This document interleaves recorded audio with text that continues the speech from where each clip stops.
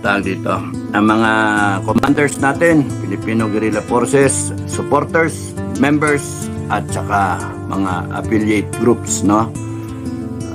Na hanggang ngayon, di ko alam kung ilan tayo na nabawasan kasi meron pinlag tayo na grupo. Paano sumali ng Guerrilla Forces? Click nyo lang yung link dito sa mga vlog ko. Tapos nun, scroll down, Facebook account, Facebook yon. Tapos nun, scroll down, makita nyo, may link doon na website, webpage. Pindutin nyo yan, pasok kayo. Fill in the blanks. Ano yon, design para sa private tamukyo. No? So, maintindihan nyo. And then, from there, okay na kayo. Makasali na kayo. Registered na kayo formally sa Filipino Guerrilla Forces. Para pagkaroon tayo ng ID, nandun kayo, priority na kayo kasi nakaregister kayo officially. At tapos pagka nagkaroon tayo ng mga gratuity o mga dividendo in the future, sali kayo. So, ano nyo lang, i-share nyo lang yung link sa mga kasama, kaibigan, kamag-anak, kapitbahay, barkada, para meron kayong squad, 7 tao, isang squad, pwedeng isang pamilya na nga yung isang squad. Ang mahalaga doon, you defend your family in the event na magkagulo. Habang peacetime, nag-prepare tayo kung sakasakaling magkagulo. Kinakalaban natin ang mga bagay na kalaban ng isang pamilyang Pilipino. Abuso sa posisyon, mga pagnanakaw, droga, komunista, kalaban natin yan. So, we go both ways, in peacetime and in wartime. Hopefully, walang war. So, mag-register kayo, no? Para dumami tayo, parami tayo ng parami. Okay. Ano pang, napanood niyo yung kala Trixie? Yung 37 na nag-file sila sa demanda kay Cagayan de Oro Barbers. Wala na, magpagupit na lang kayo diyan. Maggupit na lang talaga siya ng buhok. Hindi na siya pwedeng congressman. Barbero ka na lang. So, yun yung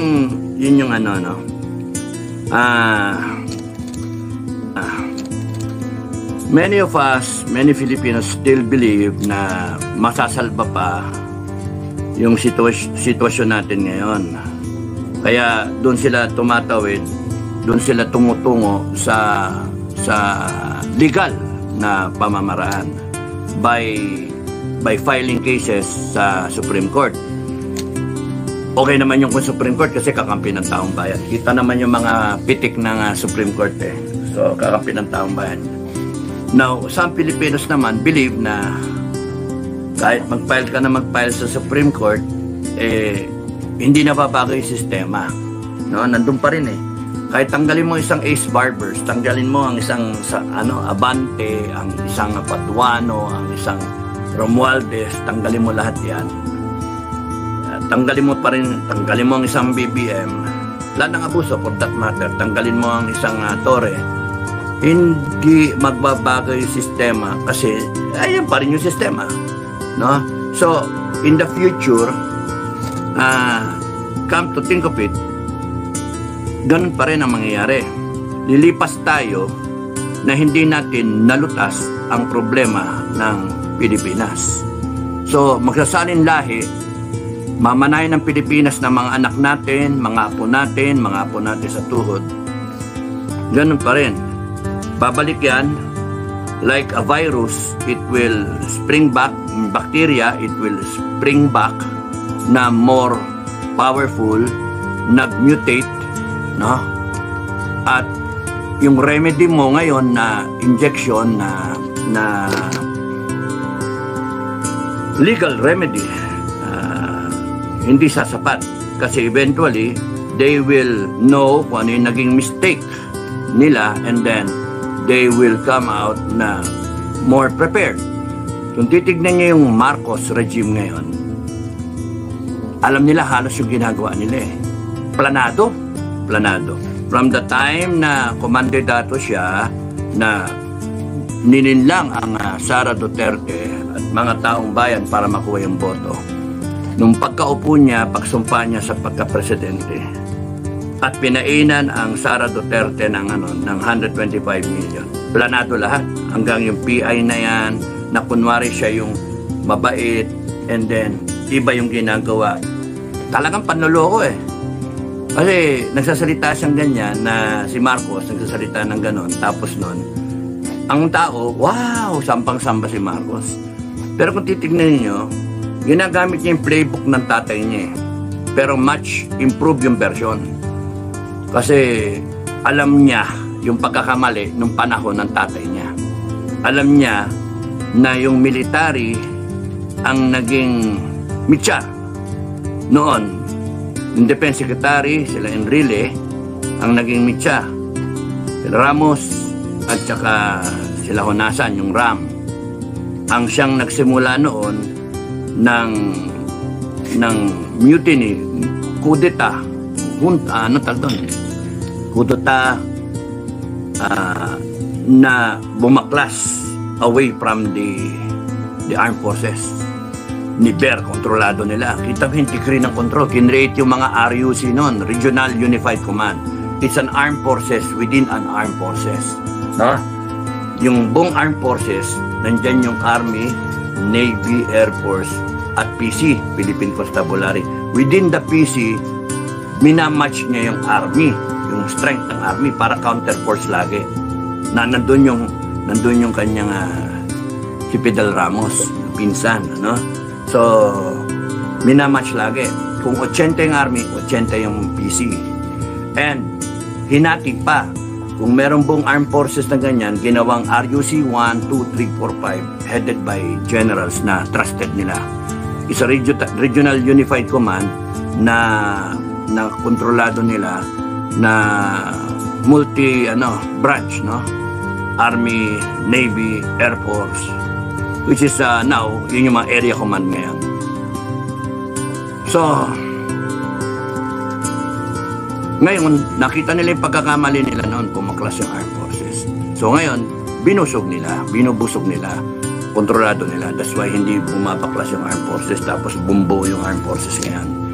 Kaya, nahirapan kayo ngayon kasi nagagawa nila yung gusto nila, nakasuporta yung armed forces, nakasuporta yung PNP sa gusto nilang mangyari.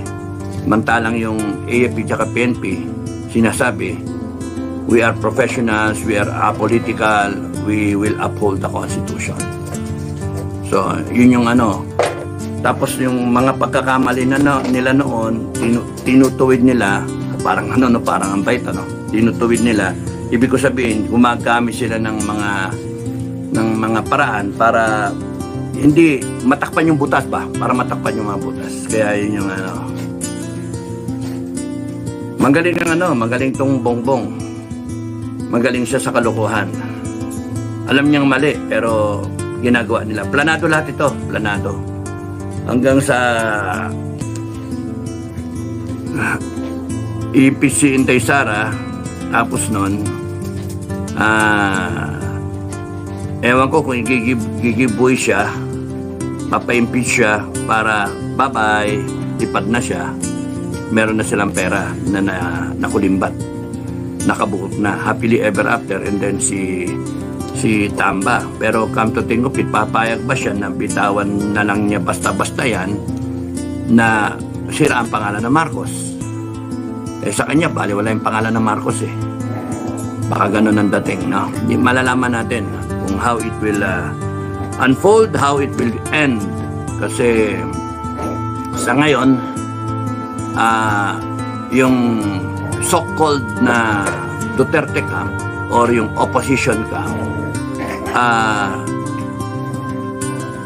nandun ngayon sa legal remedy. Nandun sila sa legal remedy. Nandun lahat. So, ewan ko kung pinapadama lang tayo ng Marcos camp na make us feel and think na okay pa. Kakampi pa natin. Meron pang pag-asa. Atin pa yung hustisya. Atin pa yung korte. Atin pa yung Supreme Court. So, beware. Yung sa akin, no? Beware. Because if you look at it from the point of view na lahat ito, planado nila, yung tirada nila eh. PI, impeachment, bili dito, bili doon, nakaw dito, nakaw doon. Bayad ng mga politiko, kontrolado mo lahat. Baka pinapadama lang tayo. Na one step forward, and then one step backward, two steps forward. So in the end, dalawang hakbang laging abanti nila, isang hakbang pabalik para kunwari natakot sila, kunwari nag-relax, kunwari sila, nag-recover. Pero actually, pagka nag-spring back sila, dalawang step forward. Umabante sila. So they are gaining ground, they are gaining strength. So babala sa aking mga kasama, no? Babala sa aking mga kasama. Things may not seem the way they seem, no? Things may not look the way they seem kasi baka pinapadama lang tayo, giving us that thinking. For example, binanatan yung yung vloggers. So expected nila na yung vloggers or baka merong insider sa kanila, may doble cara, yung ganun ba? Hindi mo maiwala yan. You have to assume na merong ganon, no? Ano nangyari doon sa mga rally-rally na yan, ano? One step forward lagi sila eh. So, pati sa amin eh. So, alam nila na magkokorte. Hihingi ng legal remedy sa korte instead na pumunta sa Congress. So nandoon punta sa punta sa Supreme Court, ganyan, tapos noon live ganun. O de lahat tayo nanonood doon, biglang binanata ng botohan sa impeachment. Yari. Yari. Wala na, nandiyan na. Bumoto na 245 pa. Yun. So, scheming, kung titignan ninyo. Scheming. Akala mo, you're led to believe na, yung mga temporary victory, mga you are allowed to believe and think that you are winning, and that's a dangerous enemy, no? Papetir siya eh. You are allowed to feel and think and believe that you are gaining ground, that you are winning, that you have set them back, pero in actuality you are falling for the scheme na gusto nilang mangyari. Banat sa korte. Ako lang naman yun. Ako lang nag-iisip nun. Banat sa korte, tapos nun biglang humugot eh. Biglang, ayan, boto eh. Boto eh. Inday Sara, impeach. Nahanip yun. Nandun kasi lahat ng tao nakatingin sa dun sa anong gagawin ng mga vlogger eh. Okay, so sa akin,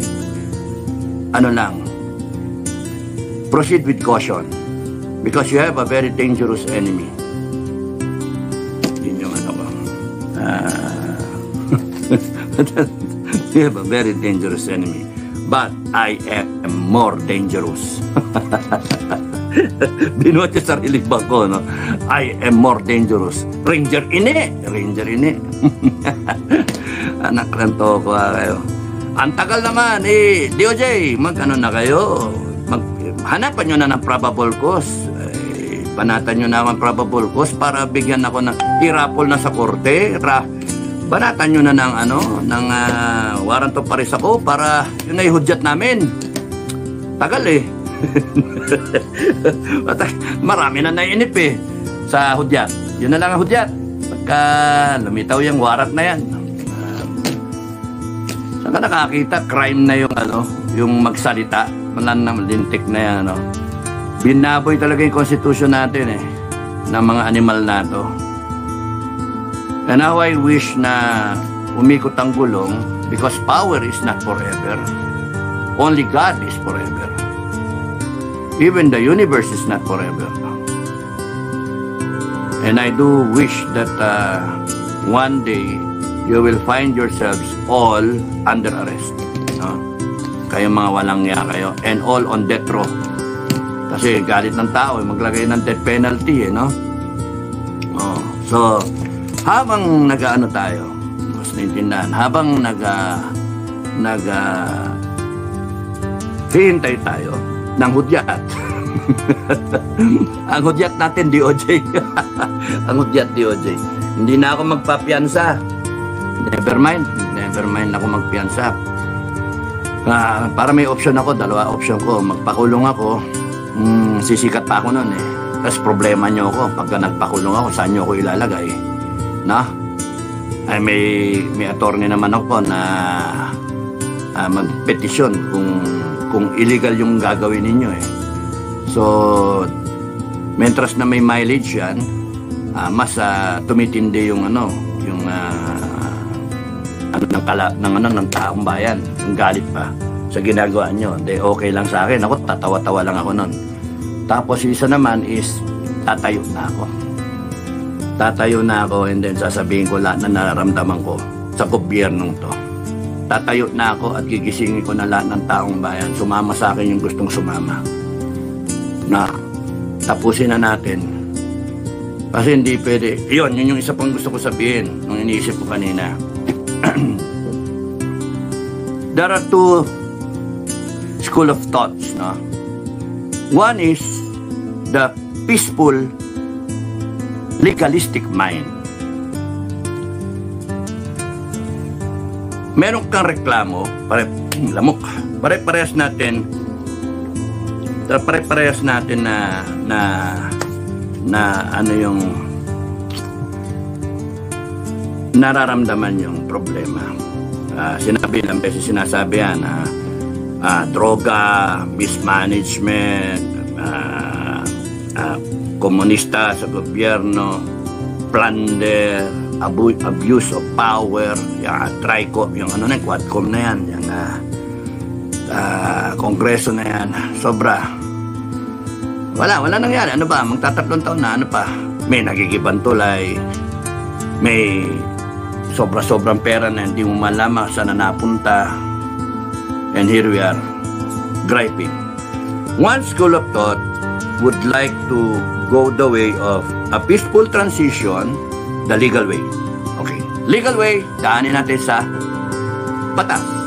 Sangayon sa mga batas natin, sangayon sa konstitusyon. Observation. Dagdagan ko pa. And we go through the right of suffrage, yung pagboboto. We go to the 2025 midterm elections at saka 2028 elections. So every 3 years, we have the power.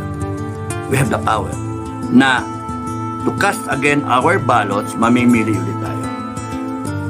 So, yung kinokontra yun ng kabila ng mga nakupo, ng mga abusado by buying yung boto, using yung pera din natin, yung mga tupad, yung mga ganyan.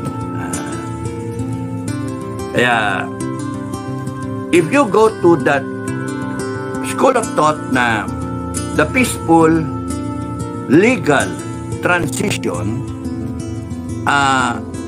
pwede siyang matagal at hindi guaranteed na mababago because habang tumatagal, lumalakas ang kalaban nyo. Yun yung problem. If you're trying to solve the problem the way you know it, the way you define dun sa constitution natin. Kasi lumalaban tayo ng parehas. Samantalang yung kalaban, hindi lalaban ng parehas. Hindi siya lalaban ng parehas eh. Tinatrader nga tayo eh. Nagnanakaw na nga eh. Paano ba yun? Parehas ba yun? Ninanakawan tayo ng pera. Parehas ba yun na nagpapail ng kaso pagka sa tingin nila nag-iingay kayo mga vlogger. Hindi, magpapel siya ng kaso. And then tatakutin na kayo. Parang epekto nun, takot na rin lang ng tao. Pagka natakot niya yung mga vlogger, matakot na yung mga tao. Good thing nag-unite itong mga vlogger. Congratulations sa inyong lahat, mga vlogger. Love you, no? So, maganda yung nakapag-master ng tapang at tumayo sila. Now, you have to sustain that because nandun kayo sa mahabang labanan. No? Nandun kayo sa mahabang labanan. And the longer it takes, kumbaga sa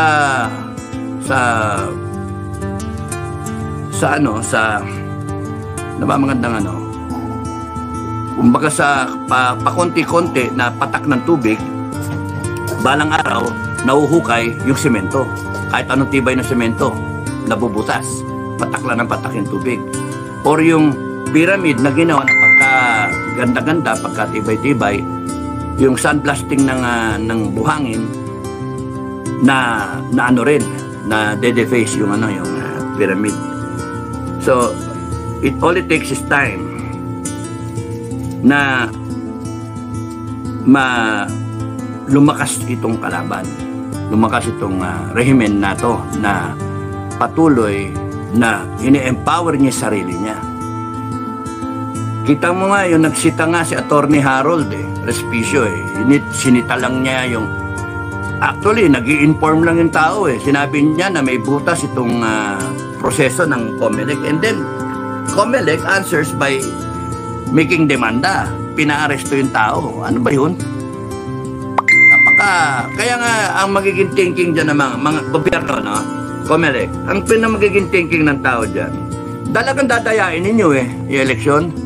Kasi yung tao, sinasabi yung butas na internet, tatransmit kayo, pwedeng ma-intercept, and then baguhin yung resulta. Sinasabi niya yung solusyon. Nakita niya yung problema, sinasabi niya yung solusyon, wag mo namang internet. Para pagka tapos na ng counting, nakita ng lahat yung resulta, tsaka nyo ibato. O di tapos na kasi may record na ng counting kung ano yung resulta ng eleksyon. Hindi yung naka-open yung internet tapos doon pwedeng madaya. Yun lang yung sinasabi niya. And based on his know-how, based on his job description, expertise niya, level of competency niya, gusto lang tumulong ng tao. And clap sa'yo, Attorney Harold Respicio, kasi wag ka masiraan ng loob. Tuloy-tuloy lang. Mali yung sagot ng COMELEC. Mali. Tsaka may nakita, may pulis pa doon na nakifile pa no? Mali yun. Kasi kung talagang ang intention ninyo, maganda yung eleksyon, credible yung eleksyon, kung ano yung magiging resulta niyan, lahat ng batikos, sagutin nyo. Yun yung doon. Kaya kitang-kita ninyo na two step forward, one step backward. Ganun Ganun yung tugtog nila no? Parang ang dating niyan talaga, yayariin sa eleksyon na yan Yan ang dating But anyway, yun ang gusto nyo umabot sa eleksyon. So pag umabot sa eleksyon, ako naman, ang observation ko, ang analysis ko dyan, pagka dinaya ninyong eleksyon at ang taong bayan ay naghihintay lang na doon sa eleksyon niya i-express yung kanyang sama ng loob, yung kanyang galit, yung kanyang kagustuhan, yung kanyang desire na baguhin ang bansa nato by starting at the election, at the precinct. Boboto nila yung gusto nila. Isisiro kayo. Tapos may biglang zero, Duterte. Zero yung kabila. Tapos kayo, na hindi lumilitaw sa survey, na pinalalabas nyo ngayon na nasa survey kayo, pakunti-kunti. Tapos nun ginagagawin yung utak ng tao bago nakahanda pa yung pambili nyo ng boto. Tignan natin kung ano magiging resulta. Baka umabot yan sa galit ng tao, magrevolusyon ang tao. Wag naman sana. Wag sana. Kasi pag umabot tayo sa revolusyon, yung galit ng tao sobra-sobra na, mauwi tayo talaga sa madugong revolusyon. Huwag sana. Yun ang iniiwasan natin. Kasi mawala ng credibility lahat eh. Magkakaroon ng constitutional crisis, etc. etc. Na malabo. So, that's one frame of thinking. You do it the legal, constitutional, peaceful way to create change. Question mark yun na, are you sure you really will bring about change by voting a slate na diretso, no, Team Suka, na walang solusyon, na hindi nga alam yung problema, na may artista pa, no? So ganun din yung kabila. Gusto nila iboto nyo yung kabila, yung administration candidates. Are you sure? Alam nyo yung problema? Kayo yung problema. Administration, kayo yung problema. Kayo nagnanakaw eh. Kayo nagnanakaw. Kayo yung mga walang niya eh. Oh. Tapos gusto nyo i-retain yung yourselves in power, no? Wala talaga tayong Pilipinas eh. Kaya yung iba, doon tayo sa kabilang frame of thought. It has to be a revolution. Yun yung frame of thought ng iba. Abrupt, decisive, sudden na strike ba? Boom, kuna na. And then, baguhin. And then, mag-transform tayo. Yun yung thinking na ibang Pilipino. Ang nakakatakot sa sistema na yun, sa style na yun, meron talagang tatamaan doon. Meron talagang mamamatay doon, both sides. No? Nakakatakot yun. Pero,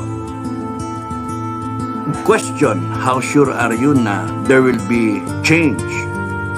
Meron bang pagbabago? Kasi dito sa kabila, ang gusto baguhin yung sistema. Dito sa kabila, ang gusto baguhin yung tao. Mas mukhang maganda yung kabila kasi yung sistema ang babaguhin. Yung frame of thought. Dito, ang thinking ng mga tao na ibang kababayan natin, mababago mo lang ang Pilipinas kung yung mismong sistema mawala. Yung mababago ba? Yung sistema ng korupsyon, sistema ng abuso, sistema ng pamumulitika, sistema ng mga ayuda, tanggal lahat yan. Sistema ng abuso ng Kongreso, tanggal yun. Sistema ng mga commission on appointment, tanggal yun. Sistema ng droga, komunista, tanggal lahat yan. No? It has to be a reboot.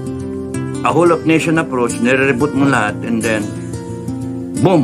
Tapos nun, yung 1, 2 taon, siguro isa pwede na eh, na magta-transition tayo, and then, boom! Mag-snap election tayo, and then hopefully, everything will hold. Yung ginawang